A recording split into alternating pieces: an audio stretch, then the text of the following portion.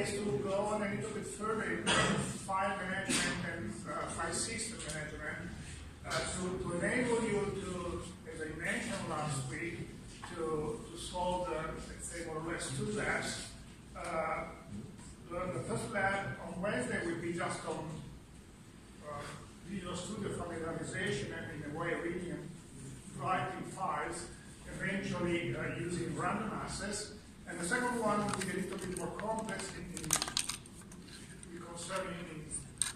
starting manipulating the file system, and then starting with the subordinate number 3, we put in this framework concurrency, multi-threaded application to modify the system, to modify files, and so on and so forth.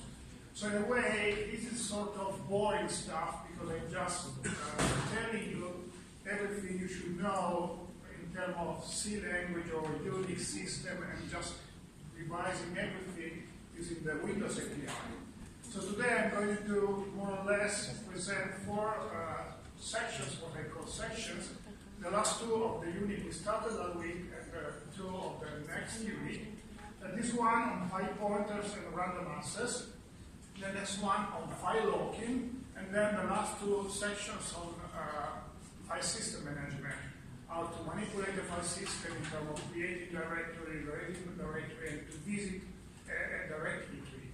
And the idea is to force you with the third class to writing, so the target of this part is to force you to write a concurrent program able to eventually visit a set of directory trees, making some sort of operation like comparing 2 directory trees to understand whether these 2 directory trees are actually the same directory trees, or they are different, or which part they are different, and so on and so forth. So the idea is to force you to use concurrency, working with files and file systems. So that's the target today, and in the way of the next first 2 or 3 labs. So again, let us start with the first section today on file pointers and random access. And the idea is to obviously to allow you not only to open and close a file as we saw last time, and eventually reading and writing something in it or from it, but to do that using random access. To as I mentioned, use serialization to set the file pointer and to directly read or write a specific location or record of the file. So the idea, again, to use what we know as something new, you should have seen that in the Unix system, to randomly access a file. Again, in this overlay, it summarizes what I mentioned last time.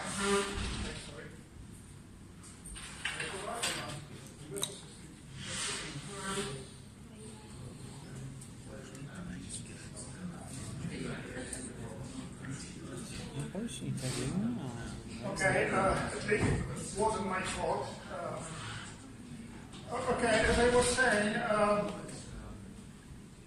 we are going to analyze how to use 2 different strategies to set the file pointer and close into the file handle to specifically read or write specific region of the file. Again, pay attention to what I mentioned last week, that is, as we are often working with concurrent program, you have to understand whether you want to use just one single handle or multiple handle. In this case, the idea is that each handle does contain what is usually named a file pointer, and as we want to set maybe within different threads, different position in which we want to read and write, we should usually use more than one handle to manipulate it. Otherwise, if every thread uses the same handle, then every time it tries to read or write a file, it resets the file pointer. So in a way, either we use, we put everything in a critical section such that each thread is working on the file without anybody else working on the file, or if we want concurrency in reading and writing the file, let's say reading the file, then we have to use different handles. So keep that in mind if you want to, when you're at the lab and you want to write something like that in a concurrent program. So as I mentioned, in Windows there are 2 possible ways to set the file position, something like you should have seen in Unix using the lseek system call. So the idea is that in the first method, you set the position before actually reading the file or writing the file. So actually you set the position before using read file or write file system calls. And you do that using the set file pointer system call or the set file pointer extended version system call. For the first time in a way, we are going to see two system calls that share the same name, set file pointer and set file pointer extended version, that are actually very similar to each other. The idea is that we are going to see that more than once, and if you could analyze the Windows API more in detail, you would encounter this situation several times, because the idea is that very often to the old version of the system call, a new version has been used together in a way, because the extended version is being added to the old version to satisfy some more constraint or give some extra functionality or to extend the previous functionality in a specific direction. In this case, I'm going to present both of them because both of them are still used, and the idea is that the second one is extending the previous one, allowing more easily to manipulate large files. And with large files, I mean files that go beyond 4 gigabytes that are usually addressable using 32 bits arithmetics, whereas if you want to manipulate larger file larger than 4 gigabytes, you have to move to 64 pointers, that is 64 arithmetics. So the idea is that it is possible to do that even with this system code, but it's easier with this one. So we're going to, for one, see both of them. And then instead of setting we don't want to set the file position before actually reading or writing the file. We can set the file pointer while we are actually reading or writing a file, using the overlapping data structure, which actually we introduced last time, analyzed reading and writing operation, but the way it's going to use, we are going to use the overlapping data structure we codify today. So let us start with the first idea, that is using one of those two system calls to set the file pointer before actually reading and writing. And I will present the system call and then some example to clarify how to use it, Okay, again, as you can see, that there is a very descriptive system call with a bunch of parameters. And as I mentioned, the main difference between this one and the next one, the extended version, is that in this case, the manipulation of 64 bits pointers is a little bit tricky. And the reason for that will be clarified in a few seconds. So the idea is that so we want to set the pointer to a specific location within an open file. So this is the angle of the open file, and we specify on 32 bits the distance using a specific logic we want to move to. So the idea is that we are on an open file in a specific position, we want to move to that distance using a specific logic. So this is the distance we want to move from the current position using a specific logic, starting eventually or possibly from the current position, and this is the address we'll be given in return. So the idea is that we are setting something and we'll be receiving something. That's on 32 bits logic. So actually this is where we want to go, and this is where we have been after setting the file pointer, where we are after setting the file pointer. What about using the same function to set a pointer of 64 bits? So we want to set 64 bits, we have to set 32 bits in here, 32 bits in there, and then receiving 32 bits in there and 32 bits in there.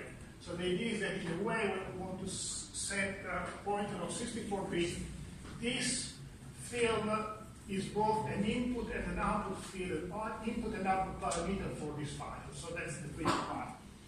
So in a way, as it's written in there, this is the place we have to set the displacement, if you like, the new position, low part, high part, and eventually we will see in there the new low part and in there the new high part. So that's the logic. So that's a little bit tricky. And it's also a little bit tricky because obviously we can have, as usual, an error when we are trying to set a new position.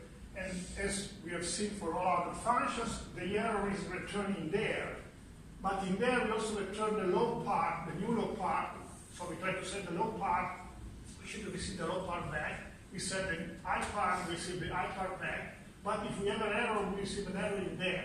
So the return value can be both the new low part we have just set or the error code. And again, this is a little bit tricky. That's why we have the extended version. So that is described in there and more or less in there. So again, H file is the end of an open file. This is the low part, the 32 least significant bits we have to move to. Those are the 32 most significant bits we have to move to, and also the 32 most significant bits we receive back once we have set the position. And the position starting from where? Okay, it depends on the last parameter. They specify the logic. I've been partially unclear on that. The reason for that is that everything is clarified by this overhead, and actually by this table. So actually in here we can specify file begin, file current, or file end, and our displacement, that is those 64 bits, 32 least significant bits, 32 most significant bits, are used as a displacement starting from the beginning of the file, the end of the file, or the current position. So actually, we use the current position just in this case. We always use the beginning of the file there and the ending position starting from there. Okay. So we set again a new position starting from the current one, the beginning or the end of the file, and then we start reading or writing the file starting from the position. So that's the idea. So once we have set the file pointer to a specific location, and we start reading or writing, starting from that location. Actually, we can even leave empty spaces in the file. So we can jump after the end of the file, leaving an empty space, and then starting writing from there. Or starting reading from there, that would be a meaningless operation because the file is actually empty. So that's the idea. Okay, as I mentioned, set file pointer was born when operating systems were using mainly 32-bit pointers. And as you should know, as you should understand, 32 bits imply 2 to the 32 different locations that can be accessed, can be manipulated, and imply 4 gigabytes. So if we want to manipulate, that is reading, writing, copying, whatever, file larger than 4 gigabytes, we have to move to pointers that are longer than 32 bits. So we have to move to 64 bits. So to easily manipulate 34 bits pointer, we have to use the set file pointer extended version, in which the pointer manipulation is a little bit more safer. And the idea is that even if it's safer, it's a little bit complex because not every operation in the Windows system has been designed or conceived to manipulate 64-bit integer values. So the idea is the following one. The new function is mixing 64 bits data and 32 bits data together using what is usually called a union. So a small digression about that. What is a union? Okay, a union, expert in C language should know that, is a specific sort of structure, C structure, in which instead of having several fields, one after the other, we have several fields sharing the same space. So, for example, this is a union, it's not extrude, it's not a C structure, it's a C union. and I'm defining a new type of this union, which is called this way. This is the tag of the union. And I have, let's say, 1, 2, and 3 fields. If you like, just forget about the intermediate one, just 1 and 2 fields. But if that was a standard structure, we would have this field, then this field, and then this field after that. But as this is a union, those fields, these 2 fields and this one, do share the same space. So in a way, into the main memory, we have just one single, let's say, record in which either we store this long data or those 2 long and devolved data fields. Which imply that into the main memory, we just have a space which is equivalent to the longest among the 2, which is in this case this one, 64 bits, and we have these 64 bits, and overlap into these 64 bits a pair of 2 32 bits. The first one is called I part, and the second one is called O part. So again, we have a data structure which is not a standard data structure, it's a standard data structure, but it's a union in which the different fields within the data structure do share the same space, the same memory space. As this one is 64-bit long, we have 64 bits overlapping with this 32 plus 32 bits. These are in a way assigned, and this in a way are unsigned. So in a way, once I define this data structure, which is again a union, I can either access this field as a unique 64-bit field, or I can see this as a pair of 2 32-bit fields. So I can assign this, and in return having this, or I can assign this, and in return having this and this, that are the I part, the 32 most significant bits of this one, and this one that are the 32 least significant bits of this part. Is it clear for everybody? So the idea is that in this case I can either manipulate everything as a unique 64-bit field, or I can manipulate everything as the pair of 2 32-bit fields, or I can mix those 2 manipulations, sometimes using this field, sometimes using those 2. For example, if I want to use this one, I can use this one to just increment the address or decrease the address by 1 or 2, because obviously it's much easier to increase or increment a value on 64 bits using a unique representation. Because if I want to increase this using an increment operand on those 2, I have to increment this one, and if I do have an overflow, I have to use this overflow to increase this one. That would be much more complex. So in a way, I can use this one to make all operations I want, and then if I need to use 2 pairs of 32 bits, I can use those 2 fields. That again are the 32 most significant and the 32 least significant bits of the cloud. So that's the idea. So in a way, I'm using this union, this new type, and every time I have this new type, I can access, let's say, the content using the first name, that is this one, which in this case I would access 64 bits, or those 2 names, and in this case I would access 2 pairs of 32 bits, signed and unsigned, because obviously I can have a sign, but the sign is just on the, let's say, the highest 32 bits. Okay? Because I can move forward or backward within my file if I want to move from the current position. So this has to be a signed value, but the sign has to be just on the 32 most significant bits. Does that make sense to everybody? Questions? Okay, once said that, the idea of the new function, the extended version, is to use a new type that is usually defined this way, and either to manipulate this type, as I mentioned, using this field or both fields. Like in this way, I will present a complete example. I can define a new variable of this new type, large integer, that is this type, and I also have the pointer to this type. And if I want to access 64 bits, I just use this field.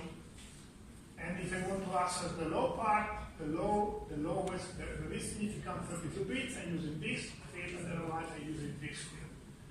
And what do I do? Okay, I'm using this in this new system call, in which I have those two fields, in which you see in here I have this new type, and this is my displacement that now is on 64 bits. And I'm receiving back the new position I'm on a pointer, again, on this object. This is 64 bits.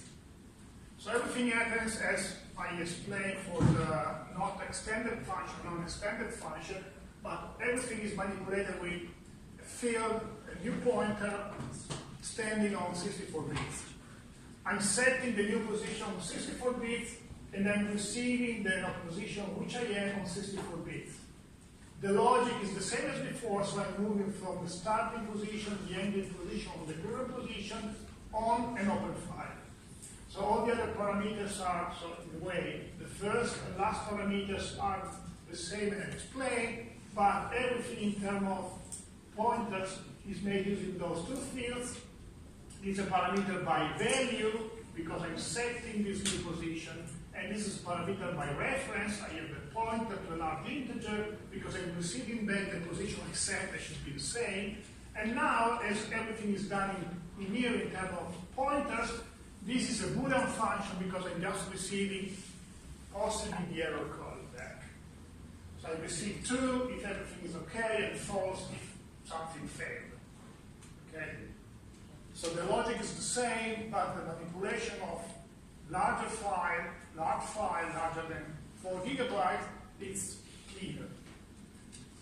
Cleaner, but at the same time a little bit complex, because you have to set everything in a proper way. Questions? Okay, let's try to clarify everything using an example, which is more or less what you have to do on Wednesday at the lab, because during the last exercise, that is exercise number 3, as far as I remember, you should manipulate a file using serialization, positioning yourself on the right position when you want, and reading just a specific part, writing just a specific part, and so on and so forth.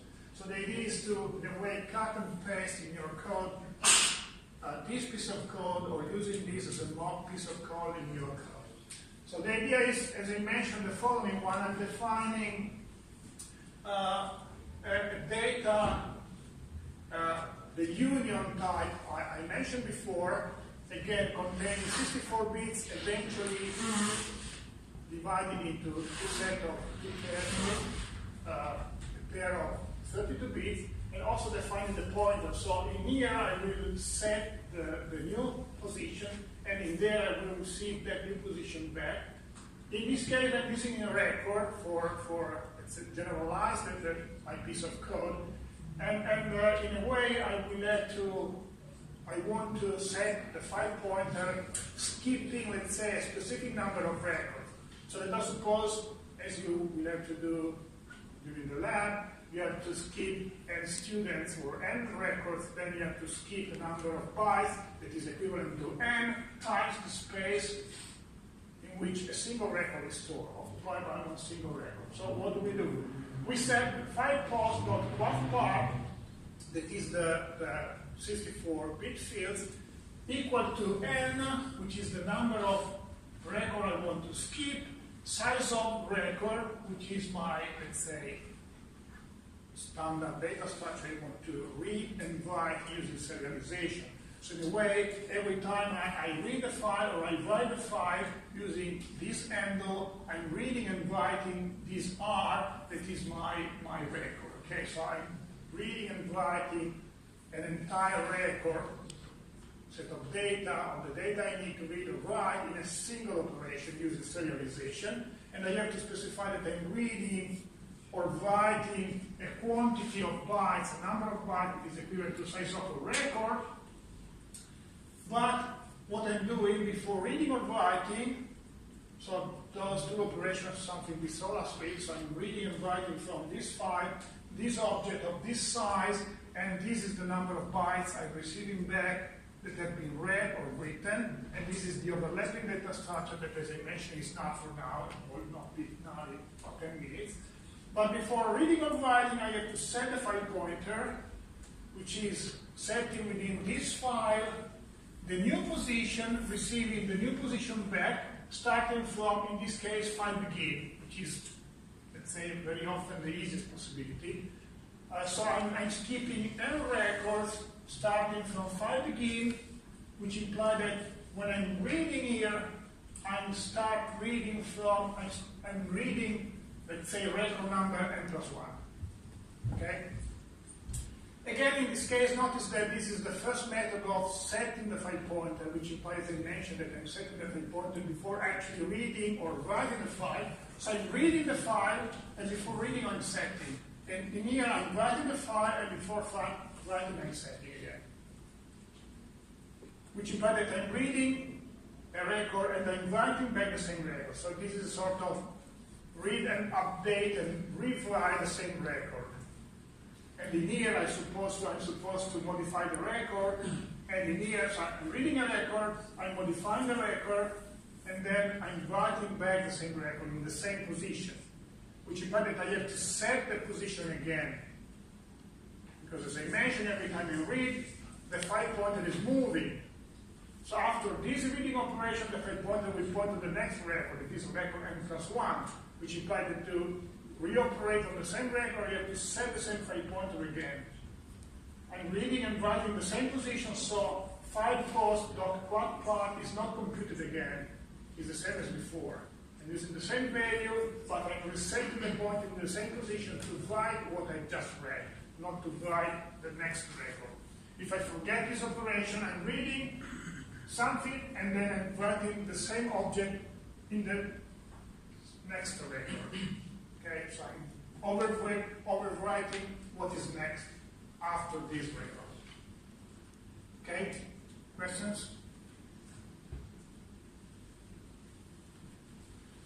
Okay, as I mentioned, this is the first way of moving. Again, I'm reading and writing, and before reading and writing, I'm setting the file position. The second way is setting the file position while reading and writing, so at the same time, using the overlapping data structure, which is something I mentioned before, but something we didn't analyze, which is something actually which is going to be placed in here. So we can use, instead of setting and reading or setting and writing, we can just read and write, specifying this position in here.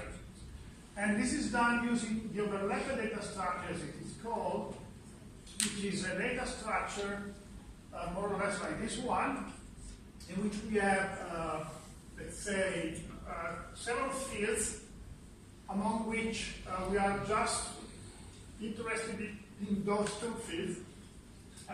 The first two have internal, let's say, meaning, so we just skip them.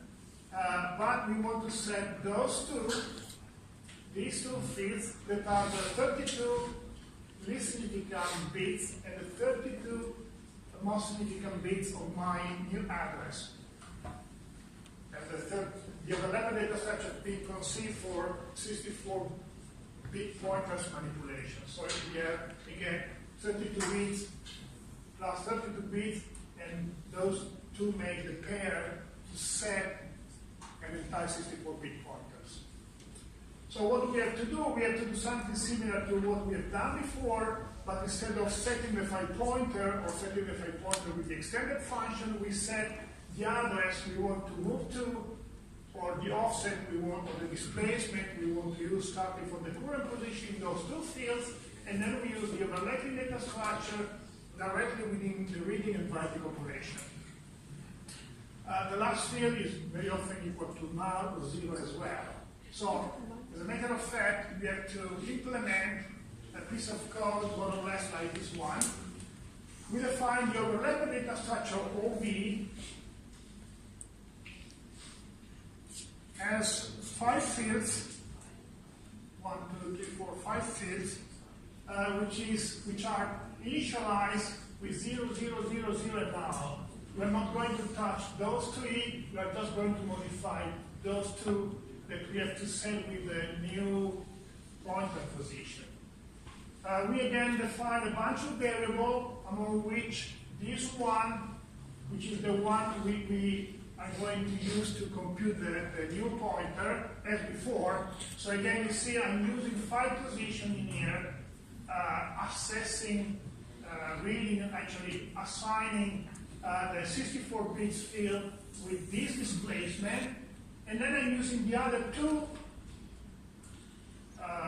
the other view of the union structure. So I'm setting 64 bits in here, then I'm using the lowest part of these 64 bits and the highest part of these 64 bits to set offset and offset high.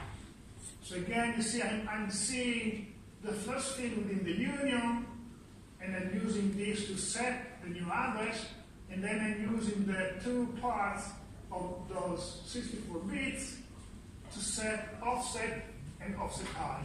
And once this is done, I'm using the pointer to this structure to read and write the data as before. Notably, in this case, in a way, I don't have to, so if you like, set the new position is implicit in this operation, so there is nothing I have to do before. So in a way, I'm just setting everything using this data structure. Those two fields, this address is not modified, so it's not the file pointer, this is not modified, so I don't have to reset it before writing, which is something not similar, different from the previous case. So again, notice that in here, it's sort of trivial in a way. I'm setting the pointer, reading, I have to reset the pointer and writing before writing. Because in a way, when I'm reading, I'm modifying the file pointer. So I have to reset the file pointer in here before writing, because otherwise I would write in the next record, in the next record. I would overwrite the next record. In this case, it happens the same, so in a way, read file does modify the file pointer, write file does modify the file pointer, but they do not modify this address, the address I set in there. So in a way, I'm setting the address just once, then I'm reading and writing using the same data structure, reading and writing the same record. I don't have to reset, so in a way, resetting the addresses automatically is done implicitly in this case. And those operations do not modify this data structure, even if they do modify the pointer to the file. Okay? Questions? Excuse me, in your solution you have just one file pointer, yes? My solution, I do have one. You have just one file pointer? Yes, in my solution, this is just a mock example. So I just have one file pointer and I want to set a specific position while using this file pointer. Can we have two file pointers for checking? Yes. For one of them for reading, one of them for writing? Yes, you can have more than one file pointer.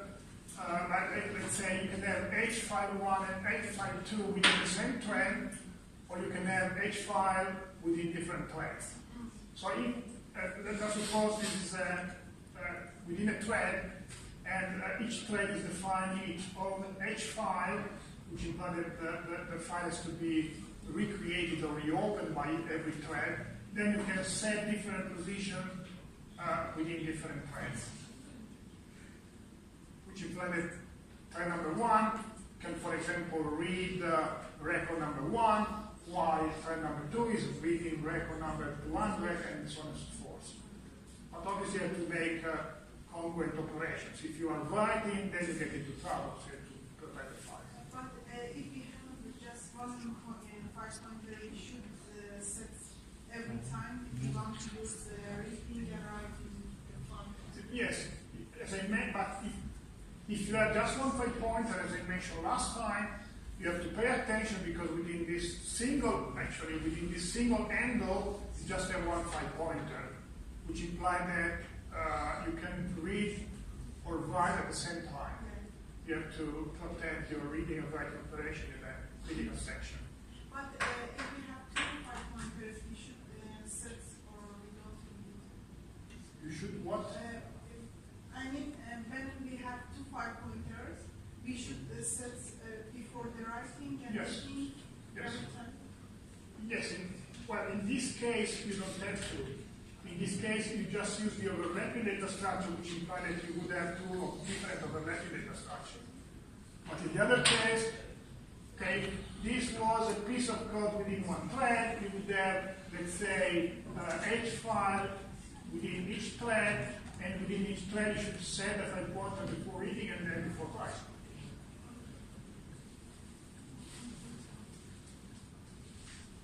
Anything else?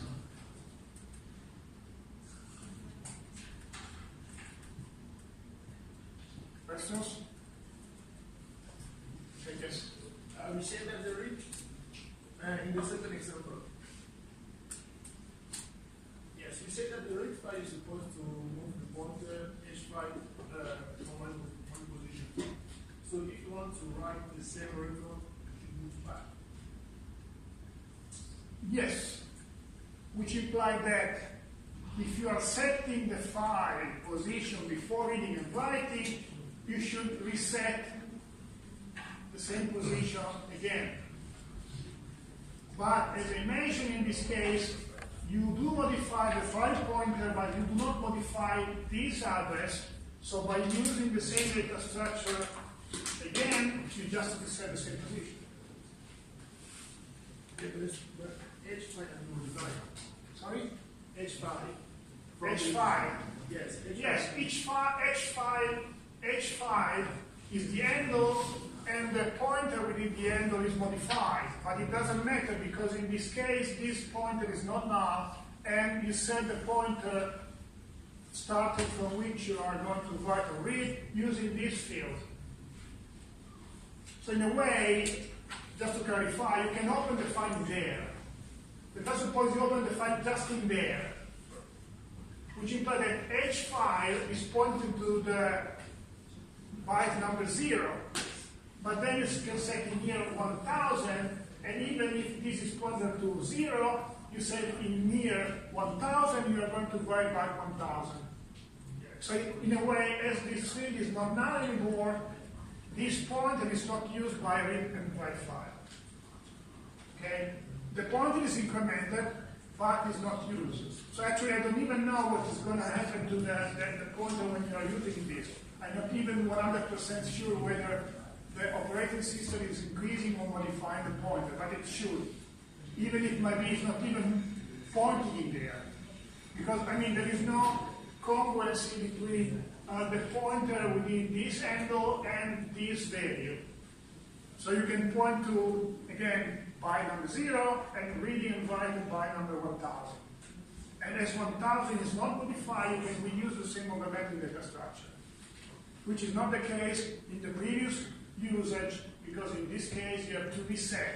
So in a way, in this case, you act directly on the pointer within the handle, whereas in this case, you act directly at the reading and writing level, skipping or bypassing the pointer within the handle. Anything else?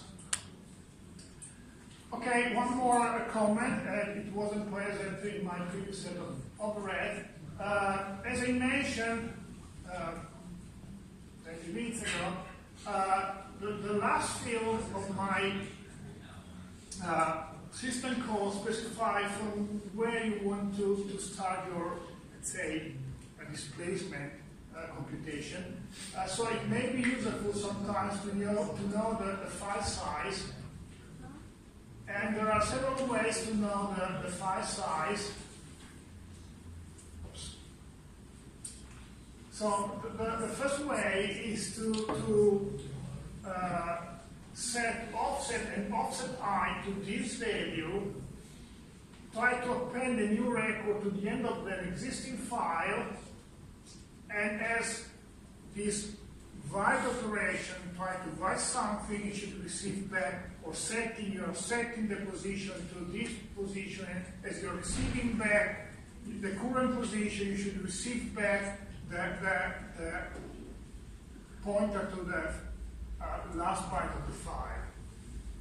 So in a way, there are several ways, but the easiest way, that's why I mentioned this, the easiest way is to use get file size extended version again, an extended version in which given an open file, you receive the size of the file back in this pointer.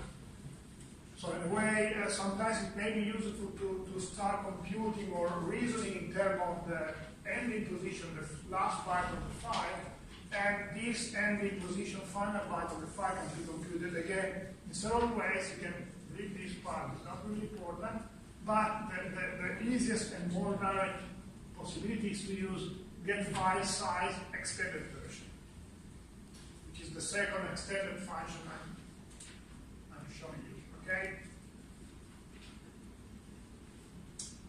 A few more guidelines before stopping with this section, because I also added this part because this is very common, especially from the practical point of view at the lab. So now, in a way, you know how to read and write a file using the Windows API, and you also know how to read and write a file in a random way using the Windows API. But in the lab, do you have to use this API, or can you stick to the C library functions? Because in a way, you already know how to use fscanf, fprintf, fgetS, if you like, getC, putC, whatever, and you could theoretically manipulate the file using those functions. Obviously, it depends on many factors, many constraints, if you like. And here, there are a few hints on whether or why you should use C library functions to manipulate the file, or the function I've just introduced. So in a way, obviously, C library functions are a little bit more portable, actually more portable, but not more portable than the functions I mentioned. But very often, in a way, in this course, we are going to, as I mentioned, read and write binary files using serialization, which implies that you shouldn't use, or you couldn't use easily printf or fprintf and fgetS or something like that. But you should move to read and write, or eventually read and write and f-write. And as a read and write are within the POSIX operating system, the POSIX library, to use the POSIX library within Windows is possible, but it's a little bit complex. So you should use fread and fwrite. Instead of using fread and fwrite, sometimes it's better to use the function I just mentioned, which is it's written in there, enable also some advanced features which are not possible with standard, let's say, C libraries, like setting attribute, security attributes. It's sometimes easier to manipulate larger files and so on and so forth. So the idea is that, just to be, let's say, more to give you the practical sense of this, during the first lab on Wednesday, we will have to, at the very beginning, starting with a small exercise in which we have to start creating binary files, which we are going to, in a way, manipulate throughout the class. So the idea is that the first lab has several purposes. One of those is, as I mentioned again, familiarize with the student's environment. The other one is to be able to create binary files which we are going to modify, manipulate in following laboratory exercises. So that means that at the very beginning you can start reading your ASCII file using standard ANSI input-output functions, and then you can use, let's say, my functions to transform this content into a binary file. And once you have that binary file, you can go on just using the Windows functions.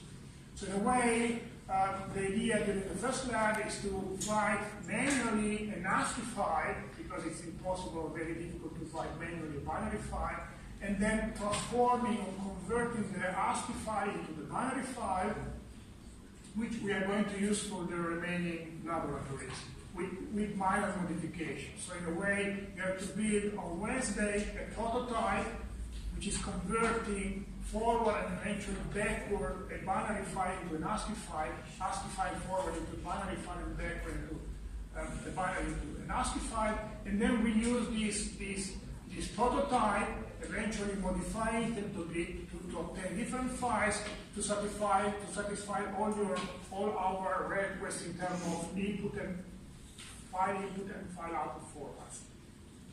Okay? Does this make sense? Questions? Okay. Last part for the, let's say, file management is file locking, which is something you may have seen in the Unix system, but is not standard in the C library function, which is, I can anyway skip this one, which is, as you should imagine, let's say a preliminary or very simple form of synchronization. So in a way, the idea is that a process or a thread within your Windows program can lock the entire file or specific region within your open file, and can use this sort of lock to synchronize its reading and writing operation on a file with other threads. So the idea is that before reading or writing, you can lock the specific region or file and keeping out any other thread, any other process, such that any other thread, any other process cannot actually read or write the same region within that file. And again, this is a sort of, let's say, preliminary version of synchronization of the input-output, let's say, mechanism used to read and write a file. So, okay, the idea, again, is to lock part of the file, and locks belong to a process. So in a way, you can create one or more lock within the same file or within multiple files, and locks belong to the process that created that locks. Locks have to be compatible, so in a way you can create more locks, but locks do not have to overlap. Because if locks do overlap, usually you get into trouble, and I will clarify that. So the idea is the following one. You can create a lock on the entire file. That's usually not very useful because if you lock the entire file, no one else can read or write on the file, so that decreases a lot the level of concurrency you can use in your program. But you can lock part of the file. And the idea is to lock as little as possible, as short as possible in terms of time, obviously. And you can obtain a shared lock such that the same region can be read by multiple threads. Sorry. You can obtain an exclusive lock such that the process obtaining the thread obtaining the lock is the unique thread with the ability of reading and writing that specific region within the file. So you can lock the entire file, a part of it, in a shared or exclusive way. Usually you lock it in a shared way if you just want to read it, and you lock it into an exclusive way if you want to read and write, that is modify, update the record. As I mentioned, locks, you can issue more locks on the same file, but lock cannot overlap.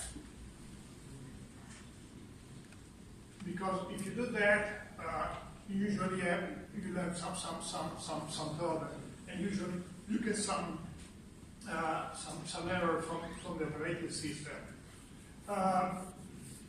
If you are trying to get a lock on something that is being already locked, then you have to wait. Usually you have to wait. That's the sort of synchronization I mentioned before. Either you can wait or you can return immediately if you don't want to wait on the lock. But the idea is that you cannot, if somebody else has a lock on that specific part of the file, you cannot access to it until that process releases the lock. So that's the idea. Again, you should pay attention to using the same handle or different handles, depending whether you want to have different threads lock in different parts of the same file. Because as I mentioned before, every time you have an handle, you have a single pointer pointing to the file. If you want to lock something, then you want to use this handle to access the specific section of the file, which implies that you force the handle to use that specific pointer, the specific set of pointers, which implies that if different threads are usually locked in different sections of the file, they should usually use different handles to manipulate those locks.